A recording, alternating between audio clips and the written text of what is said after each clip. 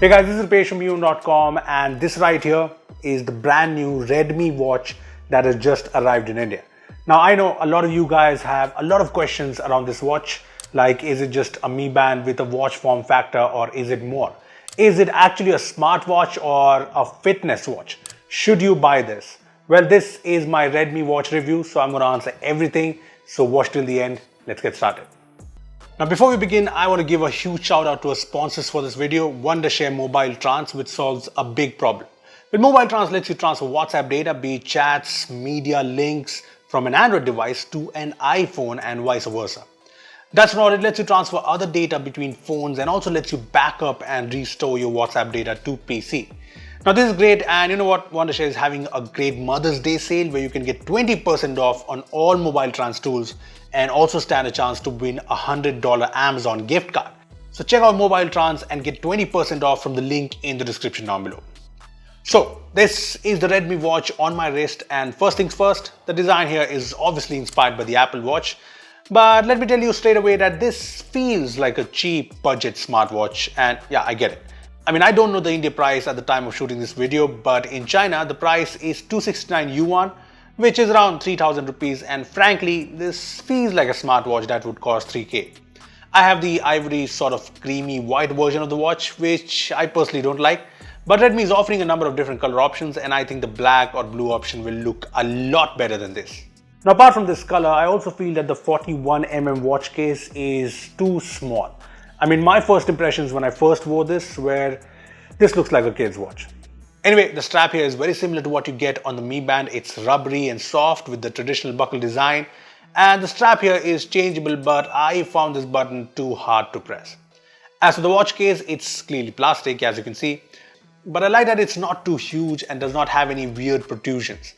It's also 5 ATM rated for water resistance, so you can take it for a swim, but considering the current situation, I'm not sure when we'll go for a swim. Now the display is one thing I think is fairly good for the price. You get a 1.4-inch TFT LCD surrounded by this big black bezels on top and bottom, and it has a resolution of 320 by 320, so it's sharp, and it has a max brightness of 350 nits, which is pretty good. Now there's obviously no always on display or tap to wake, but the display quality is pretty good. It's sharp, it's vibrant, it has auto brightness support, and the outdoor visibility of the screen is pretty good. There is raise to wake if you're wondering, and that's slow, but it works, so it's not really bad. Now apart from that, there are a couple of things about the screen that I don't really like much. First up, I'm not sure of the screen protection here because I already have a few scratches on my watch. Second, I'm not too sure about the responsiveness, and that's mainly because of how the software works on the watch. I mean, here's the watch software in action, and it's a pretty simple UI. Swipe left to right for different cards like heart rate, sleep tracking, weather, music control, etc. Swipe up from the bottom to get these toggles, and swipe down from the top to see your notifications, which like in the Mi Band aren't actionable. So you can't really reply to messages. There's also a single button that takes you to the app list, which still don't have names, just icons, which can be confusing. But yeah, you get all the basic apps like your usual fitness tracking apps and the utilities like compass, air pressure, alarm, stopwatch, timer, find phone, etc. Anyway, the UI is actually fine, it's fine. But the problem is, you must have noticed that there's no animation, no sort of transition when you move across different pages.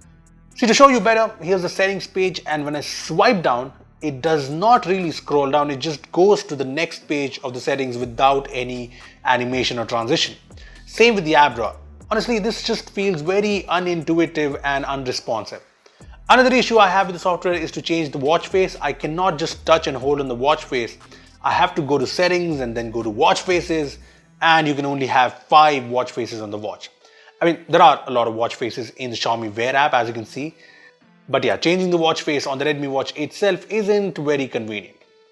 Coming to the features now, the Redmi Watch has all of these sensors to track different fitness data, and one key feature missing is an SpO2 blood oxygen sensor, which is especially important these times. I mean, the new Mi Band 6 has it, so yeah, it's a key omission. Anyway, you get the other fitness tracking features. There's step tracking, which in my usage was mostly accurate. There were no weird addition of steps. I even checked it by comparing it to the Oppo Watch, so I wore the Redmi Watch on this hand and the Oppo Watch on this hand, looking like a complete idiot, but both of these watches were at 0 steps. I checked the step count after a while, and both of them were fairly similar, as you can see in the screenshot. The sleep tracking is something I found accurate too. It obviously does not track your naps, but I found the sleep analysis to be fairly on point even in this comparison with the Oppo Watch, as you can see here. As for workouts, there's no auto workout detection, but you can manually start a workout from the Workouts app in the watch. So there's nothing fancy here, but you get the basic workout options like running, treadmill, cycling, freestyle, trekking, swimming, cricket, etc. Now I tried the freestyle workout option and you get details like the calories you've burned and this nice little graph of your heart rate overall. Now talking about heart rate monitoring, you can set the frequency to 30 minutes, 5 minutes or even a minute.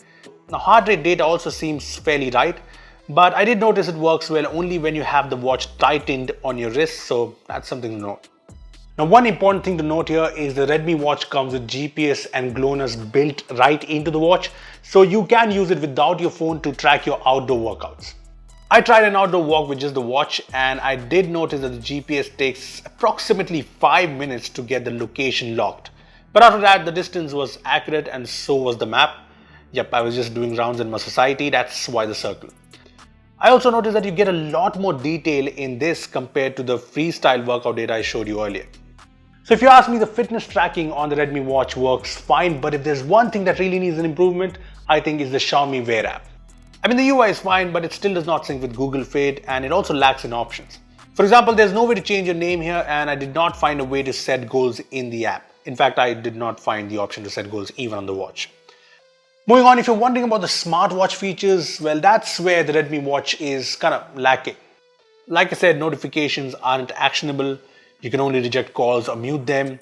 Music control works fine, but there's no storage for local music and there's obviously no third-party apps here. Basically, it aids the Mi Band with a bigger display and GPS.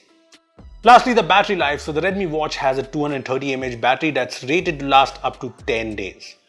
Now, I started using the watch after charging it to 100% and I had the brightness of the watch set to auto, DND turned on at night, heart rate tracking interval set to 30 minutes, idle alert turned off, the raise to wake sensitivity set to high, app notifications coming in, and at the start of the 5th day, the battery was around 43%, so I'd say it'll last around 8 to 9 days, which is pretty good. As for the charger, you get this Pogo pin charger that charges the watch fully in around 2 hours.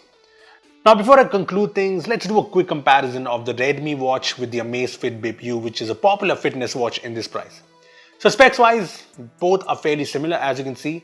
The difference is GPS and geomagnetic sensor in the Redmi Watch and Gorilla Glass and blood oxygen monitoring in the Bip U. Now one thing the specs don't reveal is that the Amazfit Bip U's UI is a lot better, more intuitive. Now I don't have the Bip U to show you right now because I'm shooting from home, but if you take a look at this video, you can see the Bip U's UI in action and yeah, it looks good, has animations. I mean, there's proper scrolling here and these make a big difference in the overall experience. See, the Redmi Watch is a decent fitness watch and it just has this one major problem and it's the UI. And if you're okay with the UI, you can go ahead and buy the Redmi Watch. However, if you're not okay with it and you can sacrifice built-in GPS, I think the Amazfit Bip U is the better option. Anyway, I want to know your opinion on this. Do you think the Redmi Watch makes sense? Comment down below. Also, if you're wondering about the price, I have the price pinned in the comments. Also, give this video a like if you enjoyed it. Make sure to share it. Subscribe to our channel for more amazing tech videos. And yeah, stay safe guys, take care, and thanks for watching.